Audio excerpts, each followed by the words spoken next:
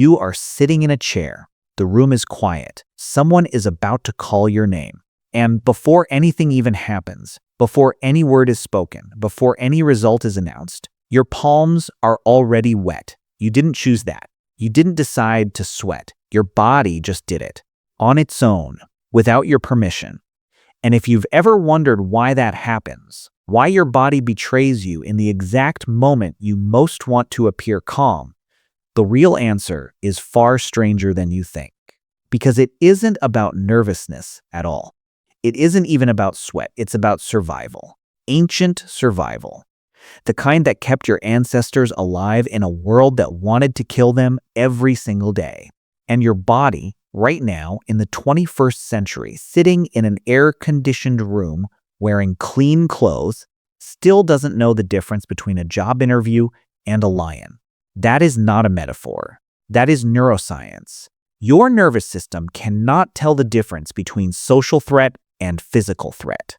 It processes both through the exact same ancient circuitry, the same alarm system that fired in your ancestors when they heard a branch snap in the dark, still fires in you when someone reads your name off a list. The same chemical cascade, the same sequence of events, the same outcome. Wet palms, racing heart, a body preparing to fight or run from something that isn't there. To understand why this happens, you have to go back. Not a few decades, not a few centuries. You have to go back hundreds of thousands of years to a version of your ancestors who lived in open landscapes, who slept exposed to predators, who faced real, immediate, physical danger on a scale you will never personally experience. Because the body you are living in right now was built for that world, not this one. The system responsible for your nervous sweat is called the sympathetic nervous system. It is one half of your autonomic nervous system, which controls all the things your body does without you thinking about them. Breathing, heartbeat, digestion, and sweating. The sympathetic side is the accelerator. When it activates, everything speeds up. Heart rate increases. Blood flow redirects toward your muscles. Your pupils dilate. Digestion slows. And your sweat glands open. The other half, the parasympathetic nervous system, is the brake. It brings everything back down. It is the system that makes you feel calm after danger has passed. Rest, digest, recover. These two systems are constantly balancing each other. But when a threat is detected, real or perceived, the sympathetic system takes over completely. It floods your body with a chemical signal. And that signal changes everything. That chemical is adrenaline. You've heard the word, but you may not know exactly what it does or where it comes from. Adrenaline, also called epinephrine, is released by the adrenal glands, which sit just above your kidneys. The moment your brain detects a threat, it sends an electrical signal down your spine to those glands, and within seconds, adrenaline is surging through your bloodstream. Adrenaline tells every system in your body to prepare for action. It does this fast, faster than conscious thought, faster than language, faster than the part of your brain that knows you are not actually in danger. That is the key point. And it is the one most people miss entirely. The threat detection system in your brain is older than language. It is older than rational thought. It operates below the level of conscious awareness. By the time you think, I'm nervous, the adrenaline is already in your blood. The sweat glands are already activating. Your body made that decision before you did. The structure responsible for this is the amygdala. It is a small, almond-shaped cluster of neurons deep inside your brain, and it functions as your brain's threat detector. Researcher Joseph LeDoux spent decades mapping how the amygdala processes fear, and his work revealed something that changed how neuroscience understood the human brain. The amygdala receives sensory information before the conscious rational cortex does. It processes threat signals on a faster, older, low-resolution pathway. It does not wait for you to think. It acts first. LeDoux called this the low road. Your brain has two routes for processing incoming information. The high road goes through your cortex, where rational analysis happens. The The low road bypasses the cortex entirely and goes straight from your sensory organs to your amygdala. The low road is faster, cruder, but faster. This is why you flinch before you know what scared you. This is why your heart is already pounding before your conscious mind has finished processing what just happened. The amygdala fires first. The cortex catches up later. And this is why you sweat before you're even sure you're nervous. Your amygdala detected something. A raised voice. A sudden silence. A face looking at you. A name being called. It flagged it as potential threat. And before you could think about it, before you could reason your way out of it, your sympathetic nervous system was already online. Now, the sweating part specifically, not all sweat is the same. That is something most people don't know. There are different types of sweat glands in your body, and they respond to different triggers. Eccrine glands are the ones covering most of your body. They produce the watery sweat you generate when you exercise or when you're hot. Their job is thermal regulation, cooling the body down. When your core temperature rises, eccrine glands release sweat, which evaporates and carries heat away from your skin. Simple physics, effective cooling system. But then there are apocrine glands, and these are different in almost every way. Apocrine glands are concentrated in specific locations: your armpits, your groin, your scalp, and your palms. Apocrine glands are not activated by heat. They are not doing thermal regulation. They are activated by emotional arousal, specifically by adrenaline. When your sympathetic nervous system fires, when the stress response is triggered, it is the apocrine glands that respond, and the sweat they produce is thicker, stickier, and chemically different from the sweat you produce when you're hot. This is nervous sweat, and it is ancient. But why would sweating help you survive? This is the question that unlocks everything. Think about what your ancestors faced. Real physical danger. A predator in the grass. A rival approaching with a weapon. A moment where the next few seconds would determine whether they lived or died. In that moment, what would a body need to do to maximize survival? First, redirect blood. Your muscles need oxygen to fight or run.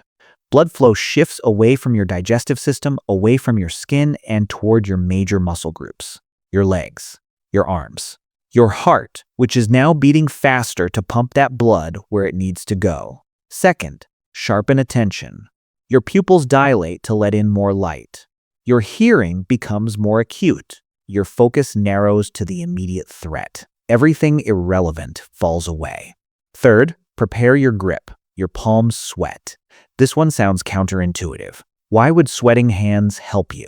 In a modern context, it seems like a malfunction. Wet palms mean you can't shake hands firmly. You're visibly nervous. You're at a disadvantage. But in the ancestral context, wet palms served a critical mechanical function. Primatologist Randall Sussman and others studying primate anatomy have noted that moist skin dramatically increases friction. It improves grip. When your palms and fingertips are slightly wet, you can grip a branch more securely. You can climb faster.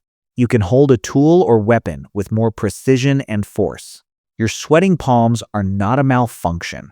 They are a grip enhancement system that evolved for a world where being able to hold on, to climb, to grab, to not drop the thing in your hand could mean the difference between life and death. Your body is preparing you to climb, to fight, to not drop the branch, to not lose your grip on the rock face.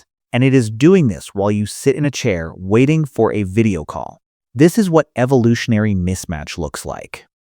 Your hardware is ancient. Your software hasn't caught up. The body running your modern life was designed for a world that no longer exists, and it keeps running ancient programs in modern environments where those programs produce strange, embarrassing, inconvenient outcomes. Researcher and evolutionary psychologist Mark Schaller has studied how these ancient threat detection systems express themselves in modern social contexts. His work on the behavioral immune system shows how threat responses that evolved for physical danger become recruited for social and psychological threats. because to the ancient brain, social rejection was also a survival threat. Being cast out of the group meant starvation. It meant exposure to predators without communal protection. It meant death. Social threat and physical threat were deeply connected in the ancestral environment. And so the brain does not cleanly separate them now. When you are nervous about a presentation, your amygdala is not only detecting social risk, it is reading the entire situation through an ancient lens. An audience of eyes is potential threat. A silent, watching group of people mirrors the evolutionary situation where a group of humans watching you intently was almost never a good sign. Your body doesn't know you're in a conference room. It knows eyes are on you, and eyes meant danger. The palm sweat fires, the heart rate spikes, the ancient survival machinery activates. This is also why public speaking is statistically one of the most common human fears. In surveys conducted across multiple cultures, fear of public speaking consistently outranks fear of death in self-reported anxiety levels. This sounds absurd on the surface, but it makes evolutionary sense. Death as a concept is abstract to the brain's threat system. A room full of watching, judging faces is immediate, sensory, and triggering in a way that abstract thought cannot fully counteract. The low road fires, and you sweat. Now, here is where it gets stranger still. The sweat itself is a signal, not just to you, to others. Research published in journals studying chemosensory communication has demonstrated that humans can detect emotional states through sweat. You can smell fear, not metaphorically, chemically. The apocrine sweat produced during a fear or stress response contains a different chemical profile from thermally produced sweat. It contains androstenone compounds, stress hormones, and trace pheromone-like molecules that other humans can detect, often without being consciously aware that they are detecting anything. Researcher Mujica-Parodi and colleagues at Stony Brook University conducted studies where participants were exposed to sweat samples from skydivers who were genuinely experiencing acute fear versus the sweat of the same people collected during exercise.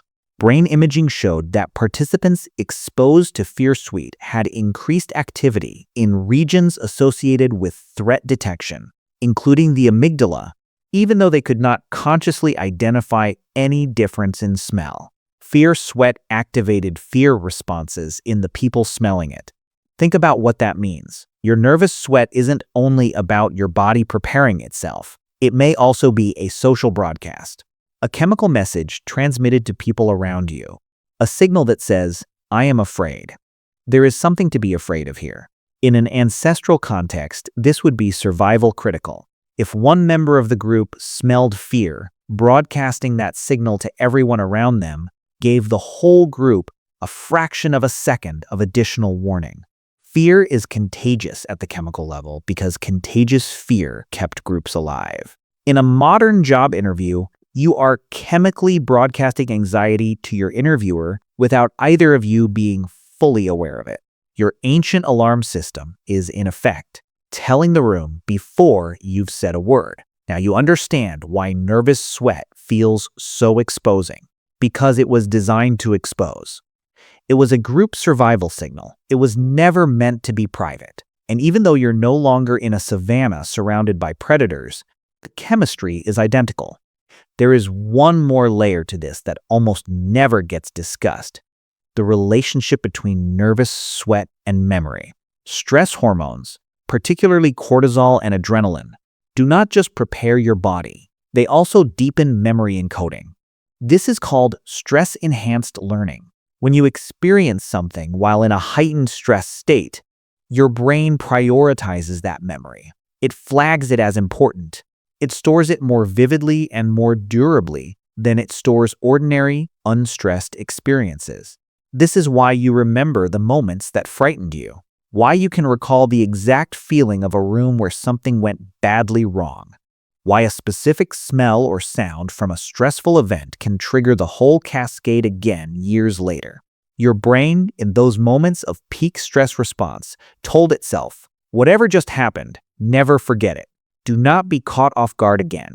Neuroscientist James McGaugh spent decades studying this phenomenon, showing that the amygdala modulates the strength of memory storage in the hippocampus. High arousal states, including fear states, increase amygdala activity, which signals to the hippocampus to encode the current experience with maximum priority. The result is emotional memory that is sharper, more persistent, and more easily triggered than calm state memory. This is why a single embarrassing moment can feel burned into you forever. It isn't a weakness. It's a feature, a survival feature. Your brain is trying to make sure you never repeat a dangerous mistake. But here in the modern world, that same feature means a single awkward presentation, one bad social interaction, one moment of visible panic can be replayed by your nervous system on loop because your brain filed it under important threat. High priority, never forget. The sweat was the signal. The memory is the lesson your body insisted on storing. Now think about how all of this connects. You are not a person with anxiety problems sitting in a room being irrational. You are an ancient organism, built for a world of genuine danger, running survival programs in an environment those programs weren't designed for.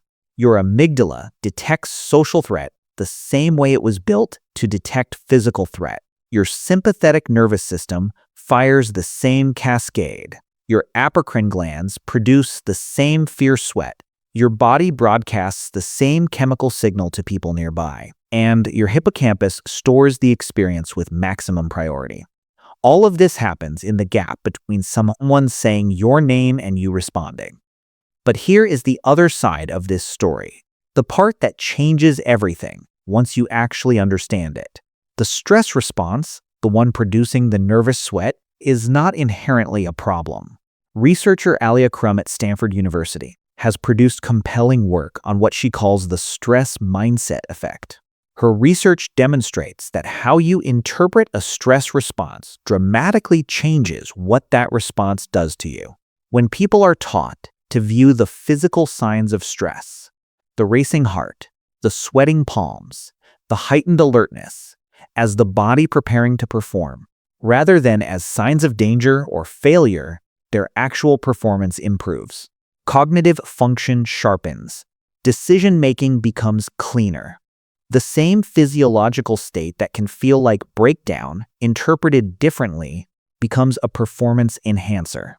The adrenaline is the same. The sweat is the same. The racing heart is the same. What changes is the story your cortex tells about what those signals mean. Because your amygdala fires first, but your cortex can reinterpret the signal afterward.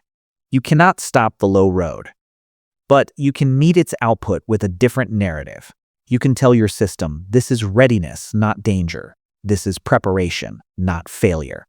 This is your body doing exactly what it was built to do, firing every ancient circuit it has, getting you ready for something that matters. The sweat on your palms is not betrayal. It is your body taking the moment seriously.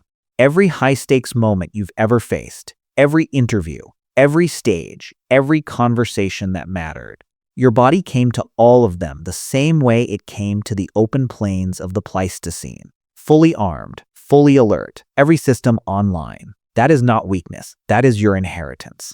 2 million years of accumulated survival machinery running exactly as designed in a body that has never stopped believing you are worth keeping alive. The room gets quiet. Someone is about to call your name, and your palms are already wet. That's not your body failing you. That's your body showing up,